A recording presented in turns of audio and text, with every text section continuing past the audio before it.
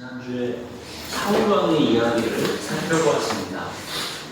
성경은 이 사울의 실패의 근본 원인을 두 가지 장면으로 요약해서 보여주죠.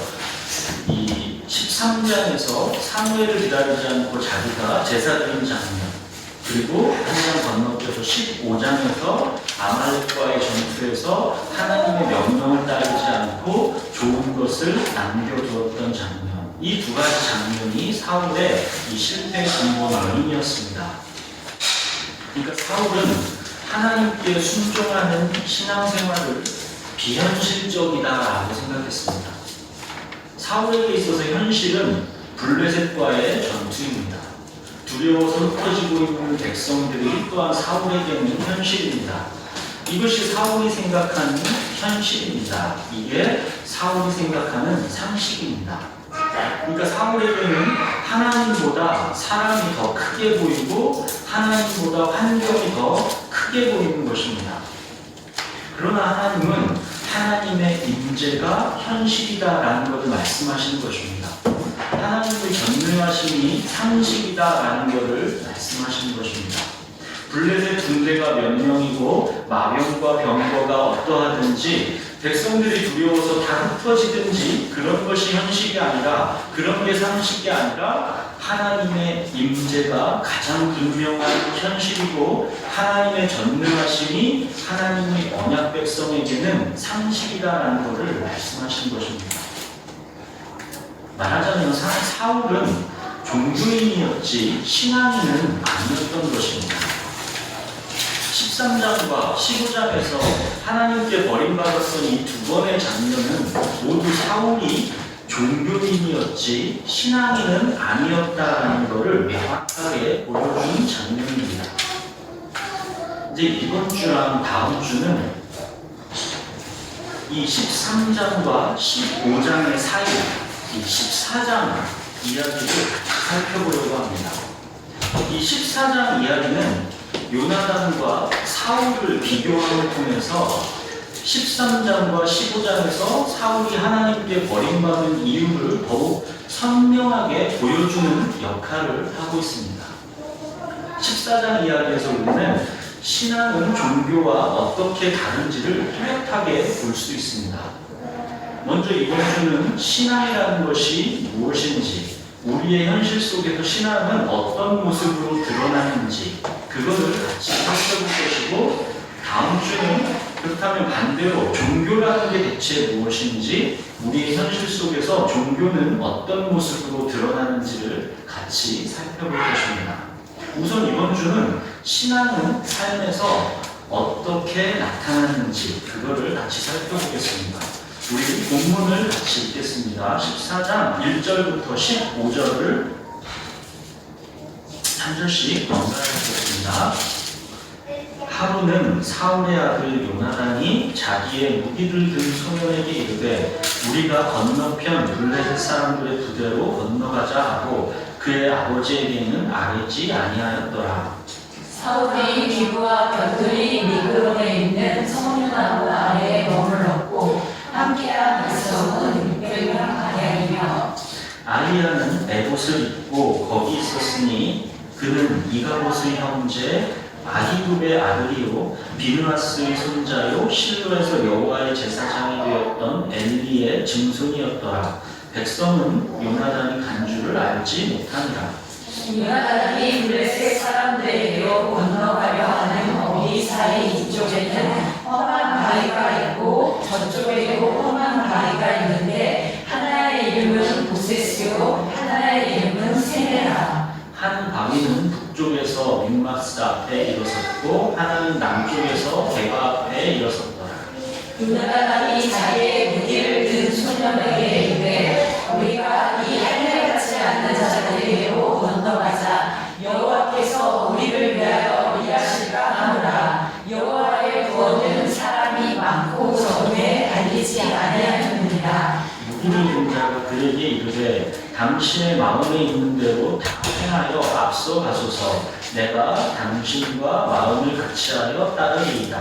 요나단이 이르되 보라 우리가 그 사람들에게로 건너가서 그들에게 보이니 그들이 만일 우리에게 이르기를 자기가 너희에게로 가기를 기다리라 하면 우리는 우리가 있는 곳에 가만히 서서 그들에게로 올라가지 말 것이요.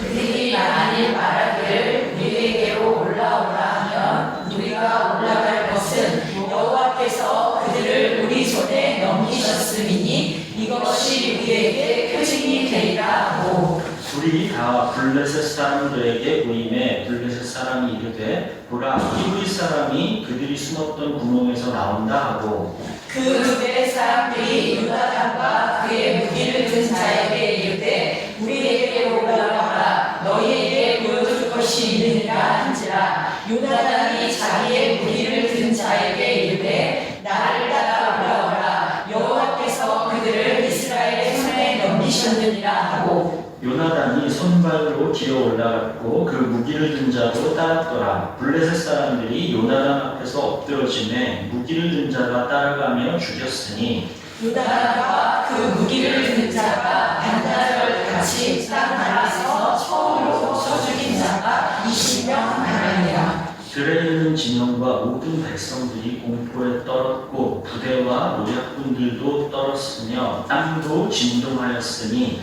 이는 큰 떨림이었더라. 블레셋과의 전투 장면이죠. 블레셋의 병거와 마병과 군대가 막강해서 사울의 군대는 감히 싸워볼 용기를 내지 못하고 숨죽이고 머물러 있는 상태입니다. 이스라엘 땅에서 블레셋 군대가 저렇게 진을 치고 압박하고 있는데도 사울의 군대는 무기력해서 대항할 힘이 전혀 없는 것입니다.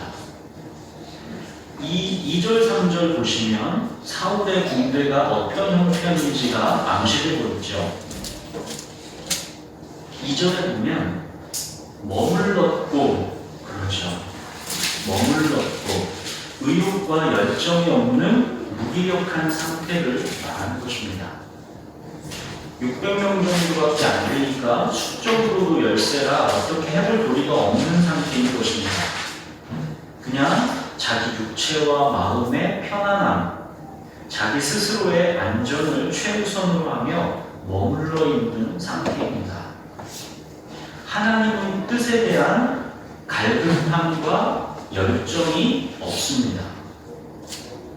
하나님의 언약 백성이라는 자부심도 없습니다. 하나님의 임재에 대한 확신도 없습니다. 그냥 자기가 처한 현실 속에서 자기 수준의 대응을 하고 있는 것입니다. 언약 백성인 자기 자신의 신분이 세상 사람들과 아무런 차이가 없다라고 보는 것입니다. 그냥 자기 수준의 상식에서 세상 사람들의 삶의 방식을 그대로 따라가면서 세상과 똑같이 살아가는 것입니다. 세상이 갖고 싶어하는 것을 똑같이 열렬히 갖고 싶어하고 세상이 두려워하는 것을 또 똑같이 겁먹고 두려워합니다. 세상 사람과 언약 백성을 구분할 수 있는 그 무엇이 그냥 종교적인 형식만 있을 뿐 그 외의 본질적인 삶의 방식에서는 똑같습니다. 하나님의 백성이 그냥 현실에 이렇게 안주하고 머물러 있는 것입니다. 빌립보서 말씀처럼 빌립보서에서 그러죠. 그들이 다 자기 일을 구하고 그리스도 예수의 일을 구하지 아니한다. 그렇죠. 그 상태인 것입니다. 자기 육체와 마음의 안락함과 행복을 구하고 그리스도 예수의 일에는 전혀 관심이 없는 상태. 그냥 종교적인 형식적인 도리만을 하고 있는 상태. 그것이 오늘 본문에 머물렀고 라는 표현의 의미입니다. 그리고 지금 이 전투의 현장에서 영적 지도자는 3절에 보시면 아히야라는 제사장입니다. 아히야가 누구인지가 소개되어 있죠.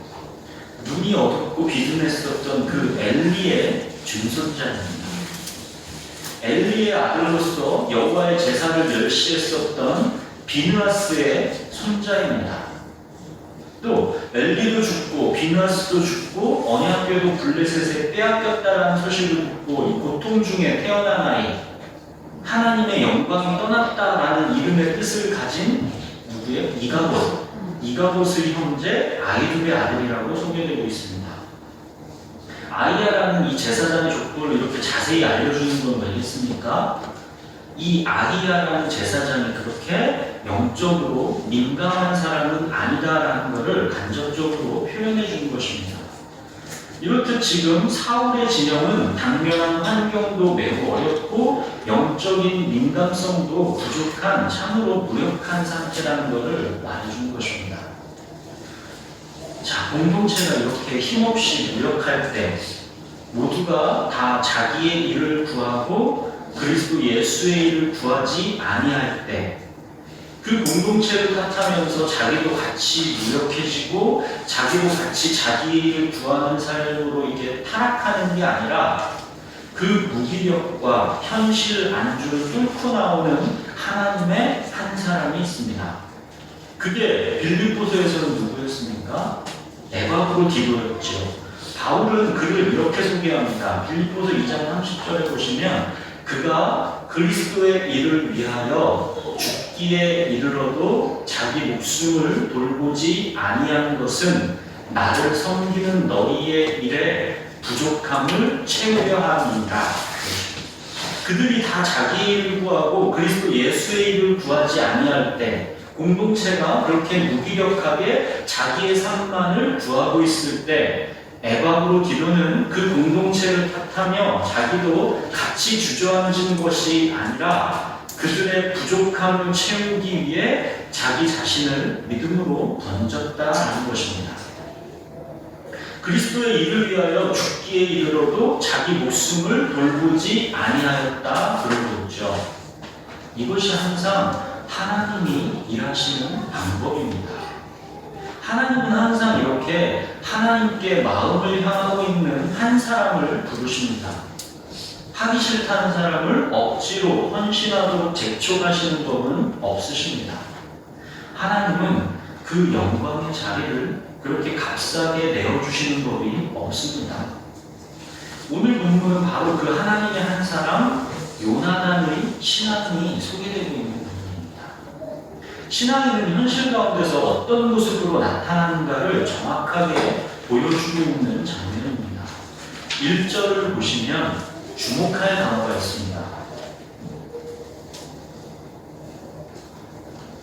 건너가자입니다. 요나단은 공동체의 무기력을 탓하면서 자기도 체념한 채로 다른 사람들처럼 그냥 머물러 있으면서 자기 일만 돌보는 것이 아니라 건너가자 합니다.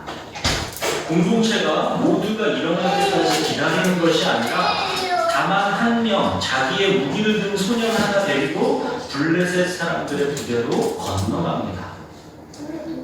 신앙은 이렇게 공동체의 침체된 현실을 뚫고 돌파하고자 하는 열정이 있습니다. 요나단의 용기와 열정이 그냥 이 낭만이 아닌 것이 그가 마주한 현실은 결코 쉬운 길이 아닌 것입니다. 사전에 보시면 블레셋 사람들에게로 건너가려 하는 길이 마냥 꽃길이 아니죠. 뭐래요? 사전에 보시면 이쪽에도 험한 바위가 있고 저쪽에도 험한 바위가 있습니다. 요나단은 지금 고난의 길을 자처해서 가고 있는 것이지 성공과 명예가 기다리고 있는 꽃길을 가고 있는 게 아니다라는 것이죠. 요나단이 마주한 현실은 이렇듯 블레셋과 비교해서 수적으로도 열세였고 환경 또한 고난의 길이었지만 요나단은 그 조건과 환경에 자기 시야가 갇히지 않고 그 너머의 하나님을 바라보고 있습니다. 6절에 보시면 요나단 신앙의 핵심이 나와 있죠. 우리가 이 할례받지 않은 자들에게로 건너가자. 여호와께서 우리를 위하여 일하실까 하노라.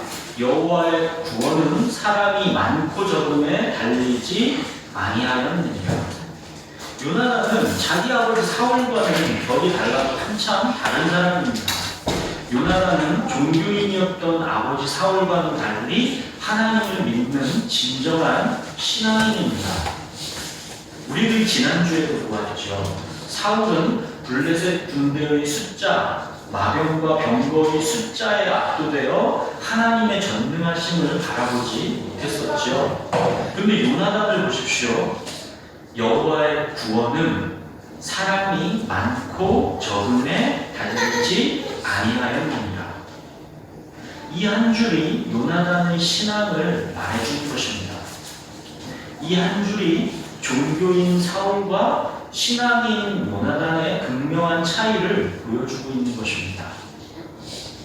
요나단에게는 하나님의 임재가 현실입니다. 요나단에게는 하나님의 전능하심이 상식입니다. 블레셋 군대가 몇 명이고 마병과 병거가 어떠하든지 백성들이 두려워서 다 무기력하게 앉아있든지 그런 게 현실이 아니라, 그런 게 상식이 아니라 하나님의 임재가 가장 분명한 현실이고 하나님의 전능하심이 요나단에게는 상식인 것입니다. 이것이 신앙입니다. 그가 계신 것을 믿는 것, 자기를 찾는 자들에게 상 주시는 분이심을 믿는 것, 이것이 믿음의 본질 아니겠습니까? 요나단의 신앙은 정확하게 바로 이 믿음을 보여주고 있지요. 사람이 많고 적음이 중요하지 않다. 여호와께서 우리를 위하여 일하신다. 이것만 있으면 된다. 이것이 요나단의 신앙입니다. 할례받지 않은 자들에게로 건너가자. 이것은 우리는 하나님의 언약 백성이다라는 정체성에 대한 강조입니다. 우리는 하나님의 언약 백성인데 지금 우리가 누구를 두려워하느냐라는 것이죠. 요나단의 눈에는 오직 하나님의 크신만이 보이고 있지 블레셋의 막강한 무기와 병력, 그 앞을 가로막고 있는 험한 바위, 이런 게 요나단을 움츠러들게 하고 있지 못하는 것입니다. 요나단의 하나님을 향한 믿음이 워낙 확실하고 견고하니까 요나단을 따르던 무기든 소년도 요나단을 기꺼이 순종하며 따라갑니다. 7절 보시면 무기를 든 자가 그에게 이르되 당신의 마음에 있는 대로 다 행하여 앞서 가소서. 내가 당신과 마음을 같이하여 따르리이다. 사실 이 무기든 소년이 얼마나 두려울 수 있는 상황입니까? 블레셋 적진에 지금 요나단이랑 자기랑 단둘이 쳐들어가는 거 아닙니까? 자기 상관을 잘못 만나서 완전히 위험에 처했다라고 불평할 수도 있는 상황인데 이 소년도 참 멋지게 반응하지요. 내가 당신과 마음을 같이하여 따르리이다. 이거는 마치 세상을 향해 전진하는 예수님과 제자들을 보는 것 같지 않습니까? 하나님의 뜻에 마음이 하나가 되어 함께 따르는 것, 이것이 진정한 예수 공동체, 교회의 모습이 아니겠습니까? 자, 여기서 아주 흥미로운 장면이 하나가 나옵니다.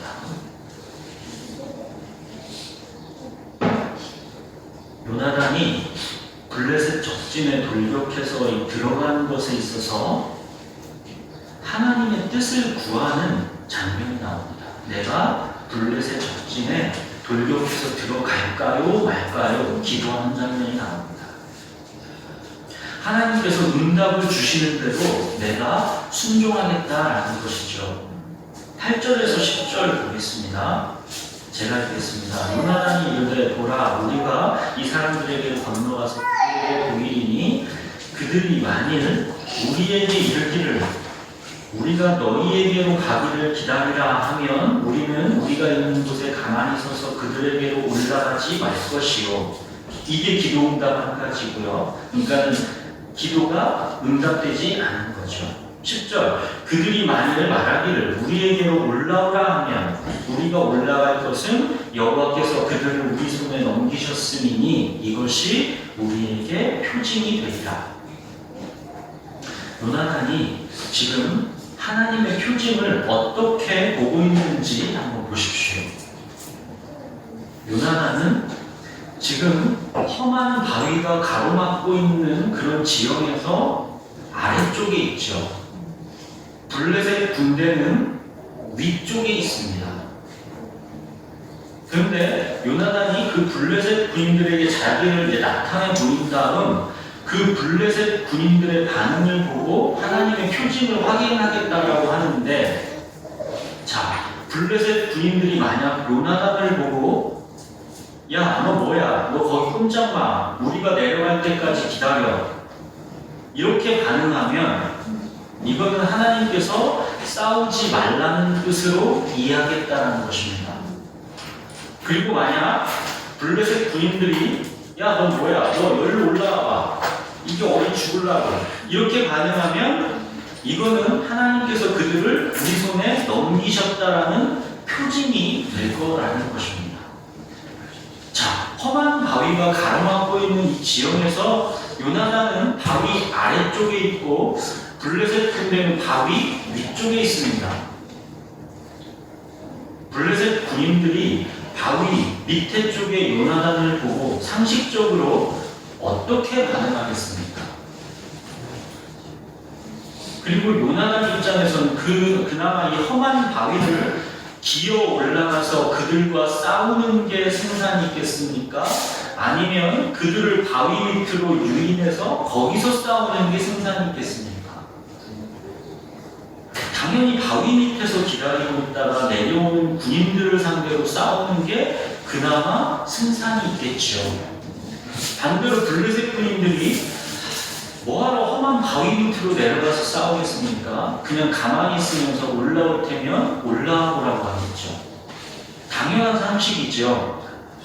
근데 요나단이 하나님의 응답을 어느 쪽에 걸고 있습니까? 자기에게 불리한 쪽에 하나님의 응답을 걸고 있습니다. 블레셋 군인들의 상식적인 반응에 걸고 있습니다. 당연히 일어날 반응에 걸고 있습니다. 이게 무엇을 말하는 것입니까? 요나단의 열정과 믿음입니다. 요나단은 정말로 6절에서 말하는 것처럼 여호와의 구원은 사람이 많고 적음에 달리지 아니하였다라는 것을 진짜로 믿고 있는 것입니다.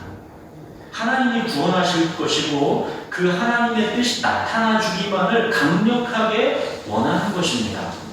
그것이 자기에게 엄청 불리한 상황에 놓이게 된 것임에도 불구하고 요나단은 하나님의 뜻이 이루어지기만을 그만큼 강렬하게 원하는 것입니다. 요나단은 하나님을 오히려 긴장되게 하고 있습니다. 하나님의 뜻을 위해서 자기 목숨을 돌보지 않고 달려드니까 기도 제목과 기도 응답도 자기가 위험에 처하는 쪽으로 열정적으로 걸고 있으니까 하나님은 이 상황을 주목해서 보시지 않을 수가 없는 것입니다. 요나단은 사실 하나님께 이렇게 말하고 있는 거죠. 하나님, 나는 여호와의 구원은 사람의 많고 적음에 있지 않다라는 것을 믿습니다. 우리는 하나님의 언약 백성입니다. 하나님께서 우리를 위하여 일하실 것을 나는 분명히 믿습니다. 저는 지금 그 믿음에 저의 목숨을 걸겠습니다. 그것이 만약 하나님의 뜻이 아니다라면 하나님께서 기적적인 사인을 통해서 막아주십시오. 기적적인 사인을 바라보는 관점이 요나단은 우리들과 완전히 다르죠.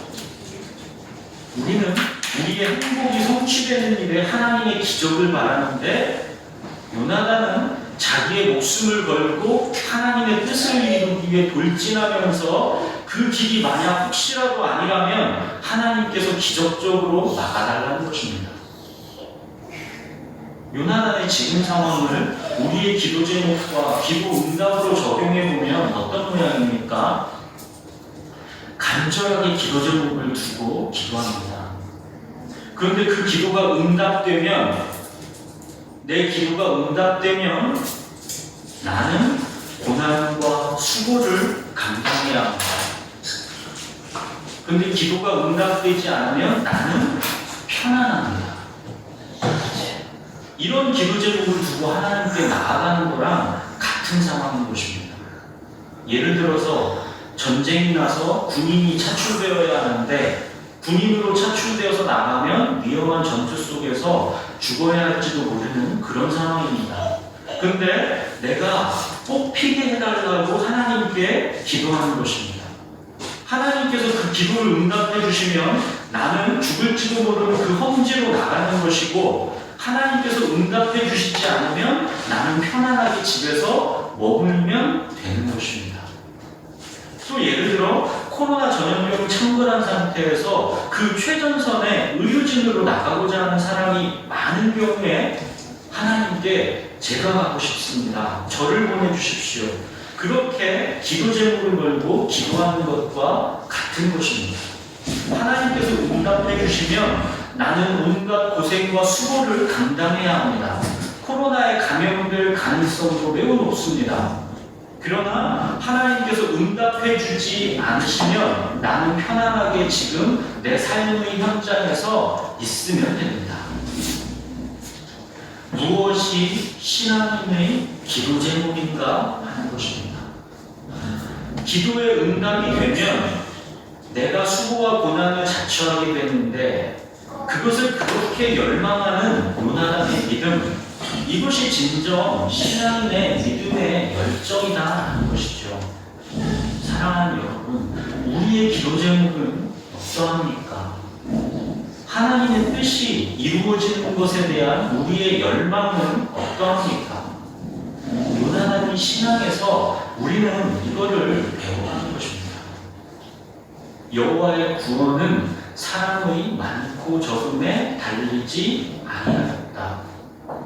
이것이 신앙인의 자부심이죠. 신앙인은 이 맛으로 살아가는 거 아니겠습니까? 상식이 아닌 믿음으로 사는 것이 신앙인 아니겠습니까? 자, 이렇게 요나단이 하나님의 표징을 확인하기로 하고 블레셋 군인들 앞에 자기를 나타내 보입니다. 반응은 보나마나 뻔하죠. 야, 너 뭐야? 너 일일이 올라와봐. 이렇게 나옵니다. 당연한 거죠. 그랬더니 요나단이 기뻐합니다. 하나님이 그들을 이스라엘의 손에 넘기셨다라고 하나님의 사인이다. 이렇게 기뻐합니다. 아주 뻔한 기도응답에 이렇게 기뻐하고 있습니다. 13절 보십시오. 요나단이 손발로 기어 올라갔고 그 무기를 든 자도 따랐더라. 블레셋 사람들이 요나단 앞에서 엎드러지매 무기를 든 자가 따라가며 죽였으니. 사실 얼마나 위험한 상황입니까? 험한 바위 위에 적군이 있습니다. 적군이 자기가 올라온 것을 또 알고 있습니다. 근데 그 험한 바위를 손발로 기어 올라갔습니다. 험한 바위 위를 손발로 기어 올라간다는 것은 그야말로 수고와 고난이죠. 위험천만한 일입니다. 그런데 요나단은 이거를 기도의 응답으로 걸었고 그 기도가 응답된 것을 기뻐하면서 그 고난과 수고를 감당하는 것입니다. 사랑하는 여러분, 우리는 자기의 욕망을 구합니까? 아니면 하나님의 뜻을 구합니까? 거의 대부분 하나님의 뜻에는 우리의 수고와 고난이 요구되는 경우가 많습니다. 그런데 우리의 수고와 고난이 요구되는 그 하나님의 뜻에 우리의 기도 제목이 가 있고 그 기도가 응답될 때 그것을 기뻐하는 것, 이게 바로 신앙인의 기쁨이고 신앙인의 열정입니다. 근데 우리들이 지금 요나단의 이야기를 보고 있지만 요나단의 지금 모습 속에서 수고와 고난으로 인한 근심이 보입니까? 요나단에게서 근심이 보입니까? 안 그렇지요. 요나단은 비록 수고와 고난이 길지만 하나님의 구원을 믿고 있고 자기 공동체를 사랑하는 마음이 있기 때문에 기쁨으로 이 길을 감당하고 있는 것입니다. 그리고 마지못해 나서는 게 아니라 오히려 수고와 고난을 향해 달려가고 있는 것입니다. 하나님을 온전히 믿고 그 하나님을 사랑하기 때문입니다. 하나님의 언약 백성인 것을 충만하게 요나단은 누리고 있는 것입니다. 자, 이렇게 요나단이 험한 바위를 기어서 올라갔습니다.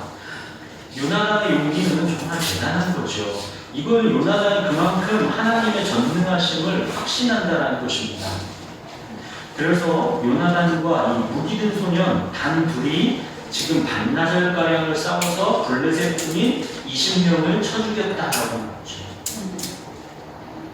수많은 군대 중에 겨우 20명 쳐 죽인 것입니다. 뭐 큰 물건은 아니죠. 근데 이게 마중물이 되죠. 요나단의 이 돌격으로 인해서 그 이후에 큰 일들이 벌어집니다. 15절 보십시오. 들에 있는 진영과 모든 백성들이 공포에 떨었고 부대와 노략군들도 떨었으며 땅도 진동하였으니 이는 큰 떨림이었다. 요나단이 마중물로 자기를 드렸고 하나님이 그 다음의 일을 하고 계신 것입니다.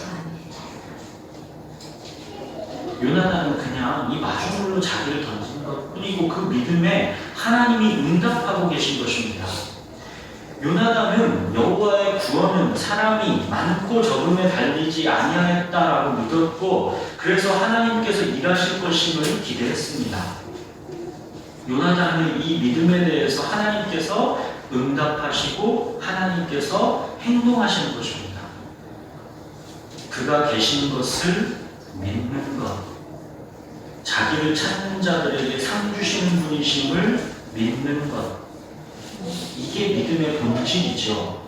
요나단이 바로 이 믿음을 하나님께 보였고 요나단의 이 믿음대로 하나님은 자기를 찾는 자에게 지금 상을 주시고 계신 것입니다.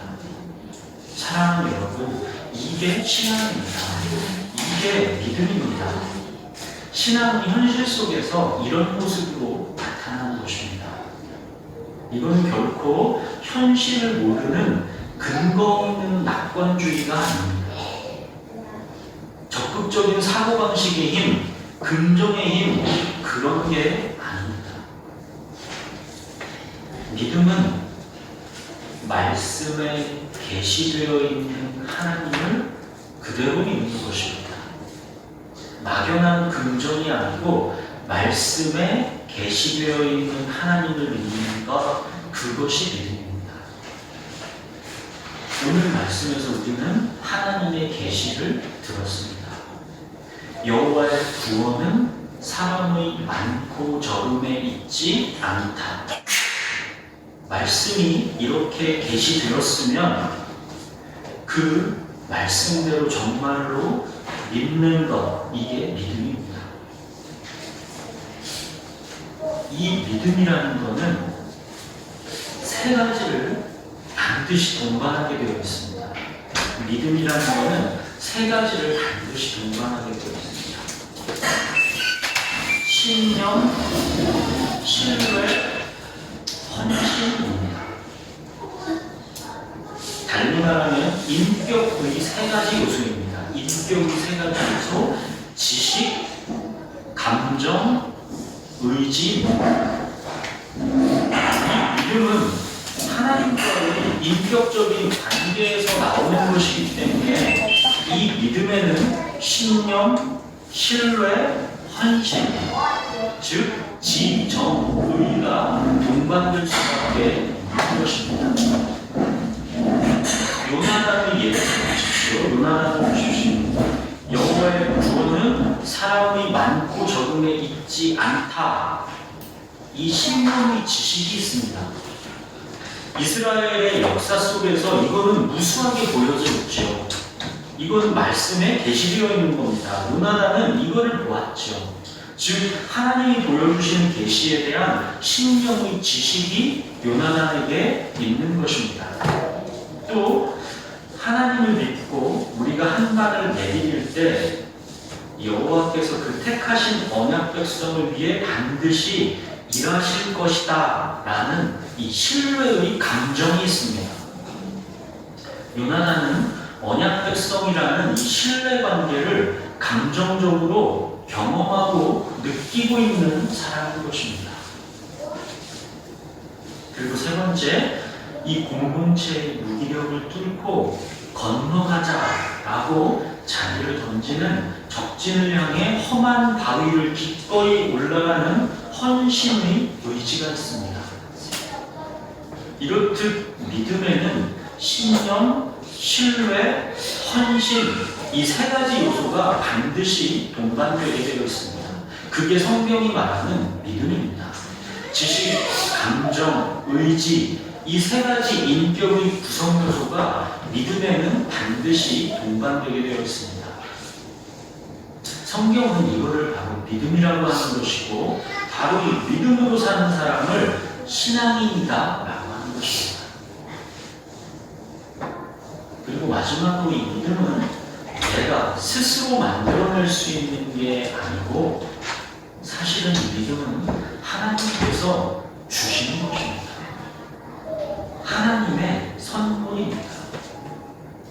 믿음은 하나님께서 택하신 언약 백성에게 주시는 하나님의 선물입니다. 이제 내가 사는 것 아니고 내 안에 그리스도께서 사시는 것이다. 내가 살아있으면 이 믿음으로 살 수가 없습니다. 내 안에 그리스도께서 사시기 때문에 하나님의 영, 성령께서 이 믿음으로 살게 해주시는 것입니다. 그래서 믿음은 하나님의 은혜요, 하나님의 선물인 것입니다. 여러분 중에 혹시라도 어떤 분은 이렇게 생각하실지 모르겠습니다.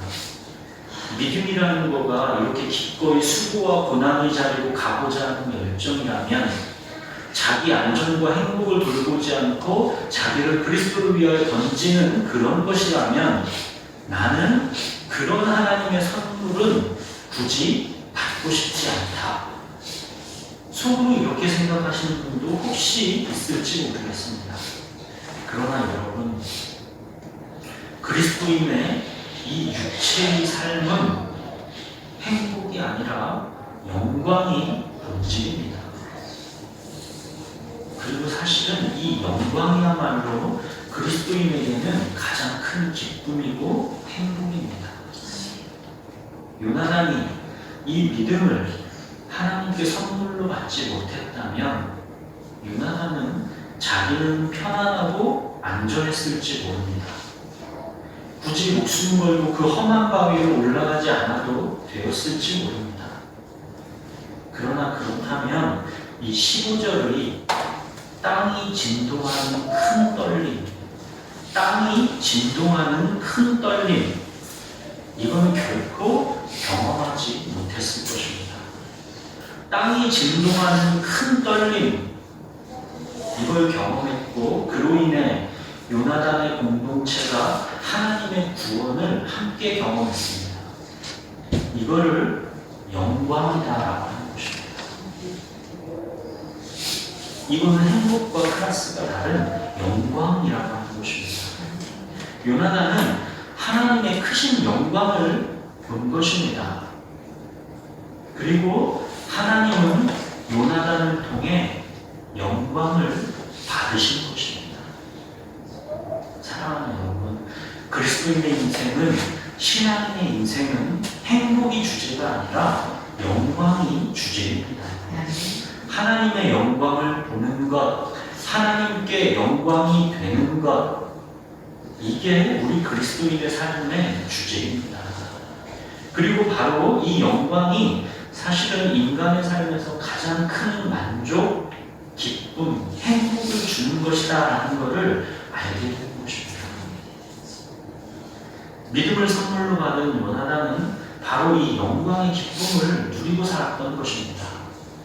이제 내가 사는 것 아니요 그리스도께서 내 안에 사신다라는 이 깊은 친밀함을 맛보고 살았던 것입니다. 사랑하는 여러분, 믿음을 하나님께 선물로 받기를 사모하십시오. 신앙인은 믿음으로 사는 것입니다. 우리에게는 무엇이 현실이고 무엇이 상식입니까? 우리에게 하나님의 임재 임재가 현실이기를 바랍니다. 우리에게 하나님의 전능하심이 상식이기를 바랍니다. 아멘.